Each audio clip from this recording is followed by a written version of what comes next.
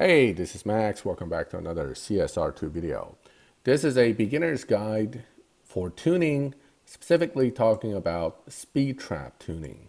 Speed trap is part of almost every event nowadays, and most of the speed trap challenges are quarter-mile challenges with a few half-mile ones mixed in the Tempest. But for purpose of this video, we'll focus on the quarter mile and ignore the half mile, but the strategy is basically the same. So a car in the game has a base capability of a speed trap based on its level of upgrades. So some speed traps you simply cannot hit without enough upgrades. I'm taking a car like the Chiron Pure for demonstration of a car that doesn't really beat its speed trap dyno time by much. And then we'll look at the Audi Lms, which does beat its dyno speed trap by quite a bit. And we'll kind of discuss a little bit of the differences. But the key point here is that upgrades determines your capabilities. Without enough fusions and the right stage sixes, no matter how good the car is otherwise, if the speed trap is hard enough, you simply cannot hit it. Tuning can only do so much for speed traps. For some cars, it seems to do a lot. For others, it does less. But it still won't overcome a deficiency in upgrades. Now, for the purpose of upgrades that are important to speed traps, every car is different. Don't assume that one upgrade that is good for running time would be automatically good for speed trap. That's not always the case. Let me demonstrate by showing you two stage sixes and their respective speed traps based on my goal of hitting 265 miles per hour. Okay, so we're gonna leave body in. Now body is one of the stronger stage sixes. Without showing you, I'm gonna tell you that the dyno says the best quarter mile at stage 5 only is 250 mile per hour. With just body, I'm looking at 260. Now let's say I'm trying to hit 265. The strategy generally would be to tune the car in a way to make sure that it ends at 265. This is 273 top speed, so we can push it a little bit. 269, 267, 265, okay?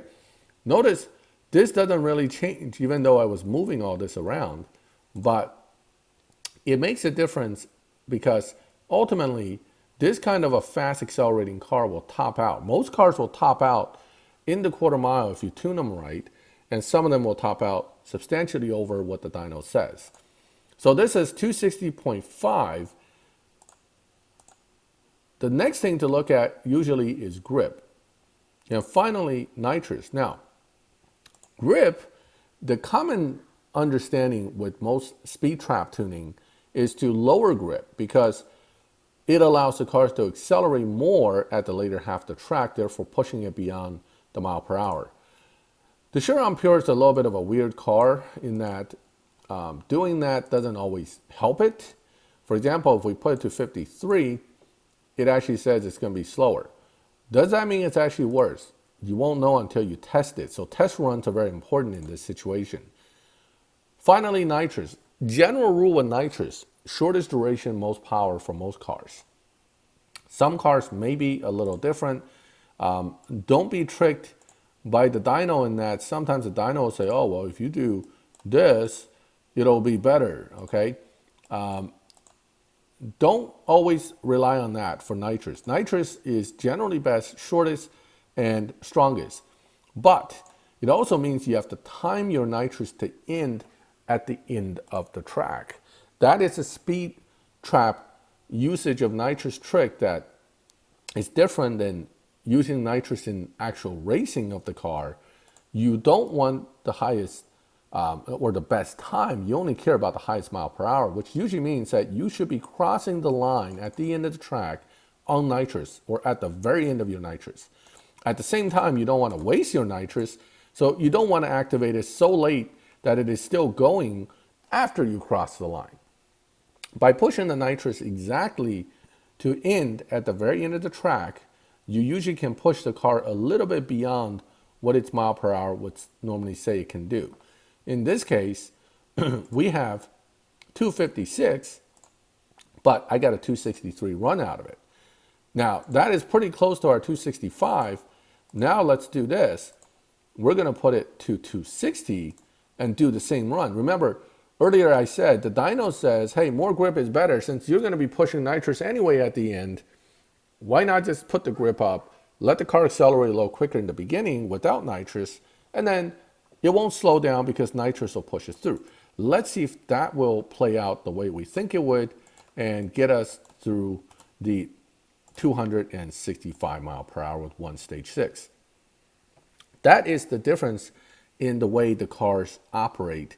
When you're using nitrous at the end of the track, you may be able to push it more. In this situation, we were denied, and the lower grip actually would do better.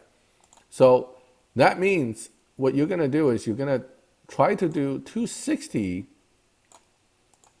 here, okay, and maintain the best grip at 260 mile per hour. This one says it's going to be slower, but we lowered the grip, increasing the acceleration. So hopefully at the very end of the track, I can get a little more mile per hour out of it. Again, our current best is 263. Can I beat that? And 263 again. So lower grip, higher grip, there is, 264, nice. So there's a limit to how far you can push it, but this is one of the better ways to get it, is to kind of compromise this to the best level you can between acceleration, nitrous, and acceleration without the grip at the beginning. If you kill the grip too much on certain cars, it won't accelerate enough in the beginning to make up for it at the end. Doesn't mean that by trying different combinations, we won't find the best way. So I'm about 1 mile per hour off from 265 with one stage 6, and I'm going to do one final run, and then we're going to move on because we want to talk about the effects of other stage 6s versus this one.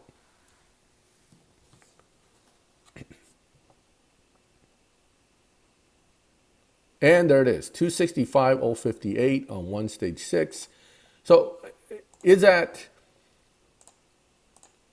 always the case with grip? What about, because we had it here, we did 263. Then we had it over here, we did too little.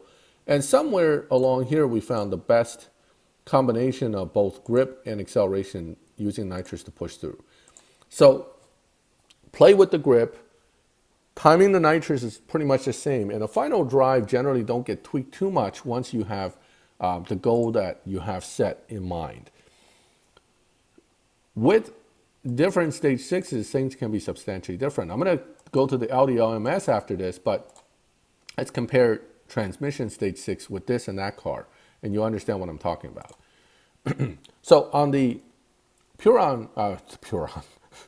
the Chiron Pure, you will be able to utilize transmission, and transmission shift faster means the car gets to its gears at the end faster. Look at that, 265 without tuning. Okay, so this stage 6 is extremely strong for speed trap for the Chiron. And now let's go look at a different car, and that is the Audi Lms.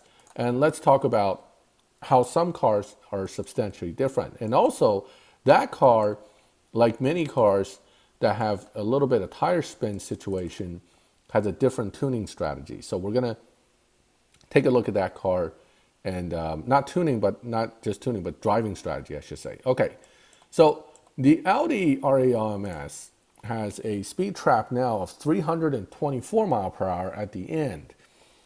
That means you're going to need multiple stage 6s.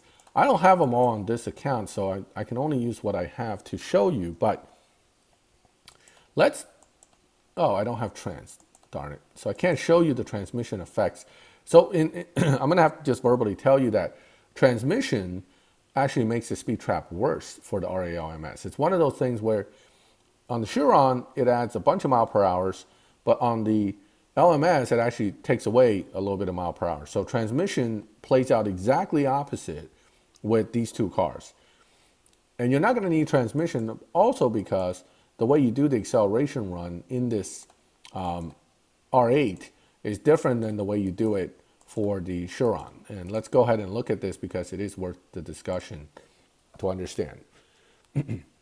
So again, speed trap, when we talk about tuning, tuning is only a limited part of that overall strategy. A lot of it comes back to nitrous timing and driving technique, making a huge difference.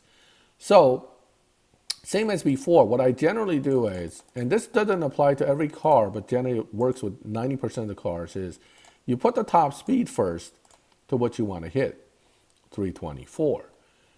The computer says you can only hit 294. But unlike the Chiron Pure, this car does okay with less grip. And we can put it to where it has 54, 46, where it says, hey, you're going to get a nice run out of it at 294.4. Nitrous, though, on this car is very short, 2 seconds, 150 horsepower boost, which means it runs out really fast in the quarter mile, and you're going to end up using it at the very end, right? So nitrous activation becomes a key. Another thing is that this car has kind of long gears, and if you let it run through the first few gears, it'll never hit the top gear. It'll pretty much run out of gears while you're doing all this shifting. It's running down the quarter mile, and you're losing all that opportunity to push the top speed. As you can see, with that way of driving, which is similar to how you would drive the car normally, you only got 293. It's actually less than the 294 that we're saying it can do. With cars like this, with longer gears, rather than the shorter, faster gears, you're going to want to skip those longer first few gears because you don't need them. This car doesn't need much grip, so the tire spinning in the beginning will be compensated for by jumping gears.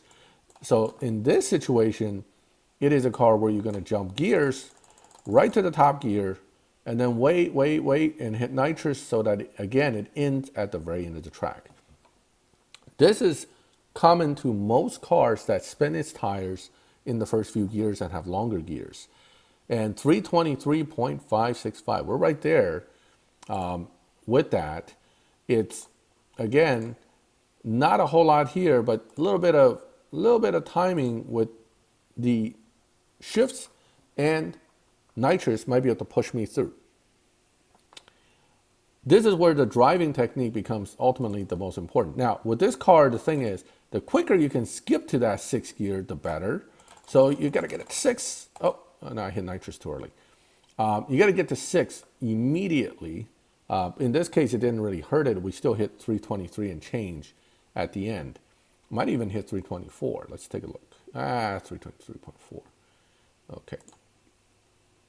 Okay, so I know it's doable. Let's go ahead and do one more. Now, it actually hit 324, I think, but it bounced back because of the nitrous not being there. So we're going to make sure this thing is on nitrous at the very end. Okay, so this time I'm going to make sure by pushing nitrous at the end. If this is still 323, what I might do is lower the final drive a notch to make sure the 324, there it is, 324. So having nitrous pushing at the very end, again, keeps it at 324. So that is really the difference between the Chiron and this, in that some cars, because it has longer gear, tire spins the first few gears, you're just going to skip them. Some cars you skip to the end, like what I just did, 6th gear. Some cars you may short shift 1, 2, 3, and then allow the grippier gears to work. This becomes a testing thing. I can't tell you what it is for every car, but I can tell you for individual cars once I test them. Basically, your testing patterns are drive it normally first, get the speed trap from that, then drive it by skipping gears and nitrous at the end, then drive it with skipping right to the top gear, letting it get to a certain point, and then hitting nitrous to the end. These three driving strategies tend to cover pretty much every speed trap technique you're going to have in the game. The tuning, again, goes back to, for most cars, and again, not all cars, but for most cars, ending the final drive at the challenge top speed is probably what you're going to want for the quarter mile. Grip, lower, more acceleration, less grip tend to help with speed traps for most cars. And finally, almost every single car, shorter burst, stronger nitrous will always trump longer burst, weaker nitrous in most cases. Not always. Sometimes a little bit of a tweak like this could get you through when you're on the edge of getting it, or you're just timing the nitrous a little wrong, and that little extra may help you end the right way. Nothing wrong with doing that. Don't get too hung up on one concept and get too mentally stuck on it. That's not how you find your best way to get around these speed trap challenges. And also, it is always worth it to test it here rather than wasting your time in the actual event and your gas pips testing it and getting frustrated failing. You know what the challenge is. Do test runs enough until you figure out the exact thing you need to get there, and then do it. And if your car's not ready, sometimes it just isn't, then it won't do it. I mean, that's really what it is. In the current 324 mile per hour challenge, for example, 2 stage 6s may not cut it. In that situation, unfortunately, you're going to need 3. In this situation, I use body, engine, and turbo. I can also try it with nitrous engine and turbo as an alternative, because those are the combinations I have on this account. But I can tell you transmission's useless, tire's not very strong, and intake's pretty weak. So these are actually the stronger combos that I'm kind of showing you. And again, 300 mile per hour means there's almost no way this won't make it. But we'll test run it and prove it. And that brings me to the longer duration nitrous. All right, so stage 6 nitrous adds a longer duration almost every case. Longer duration means hitting it earlier. So you're still going to launch the car the same way, but you're not going to wait till here to hit the nitrous. You're going to basically launch nitrous right from 2200 because you have 4 seconds of it. You have double the duration of nitrous, so why not use it all, right? So here you see all the nitrous running all the way to the end. And that should easily get you, again, through to the mile per hour that you're looking for. Because again, this car pushes pretty well past whatever its dyno says, unlike the Chiron. Okay, so quick accelerating, grippier cars tend to not push beyond its speed traps as much.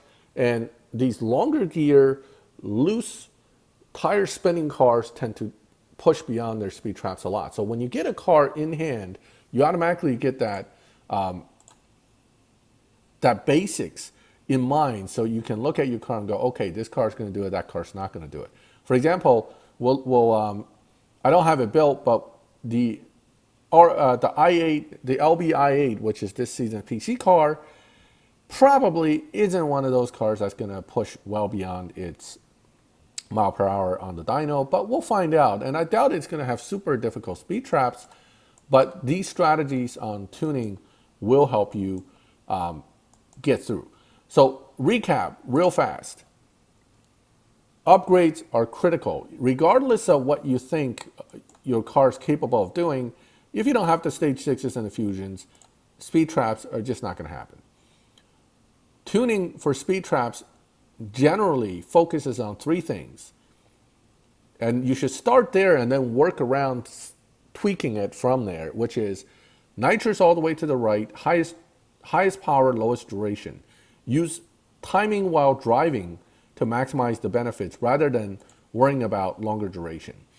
Final drive for most cars will be whatever your target number is. If you put the final drive to end at the top speed at that mile per hour, look at your quarter mile speed, you'll probably do okay. And then finally, general rule is lower grip, higher acceleration means faster speed traps, but you may want to tweak that with certain cars because some cars like it at a different point than just 5347. Little bit more grip may actually help certain cars. A little bit crazier acceleration may, I mean, there are certain cars that will do like 69 or even 80. Play with it and figure out what works best.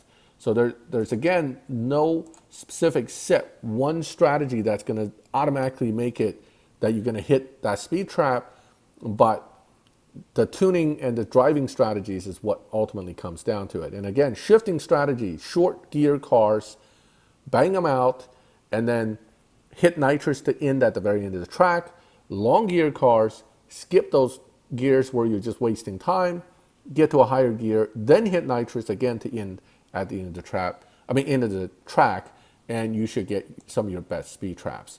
So that, my friends, is my beginner's guide to speed trap tuning. I know it still can be confusing to you if you're not used to the idea of how the dyno works in the game and you're just really lost. Feel free to ask me questions in the chat. I will, or in the comments, and I'll try to get back to you with specific answers. I'll probably end up posting this video also on Facebook page for tips and tunes for CSR2, which a lot of people tend to ask me questions there, and it's easier to answer. And finally, on Reddit as well. If you like the video, leave a like, bump it so other people can find it and hopefully get some benefit out of it.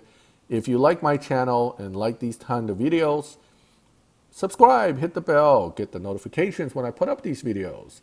And as always, thank you for watching my videos. I'll catch you next time.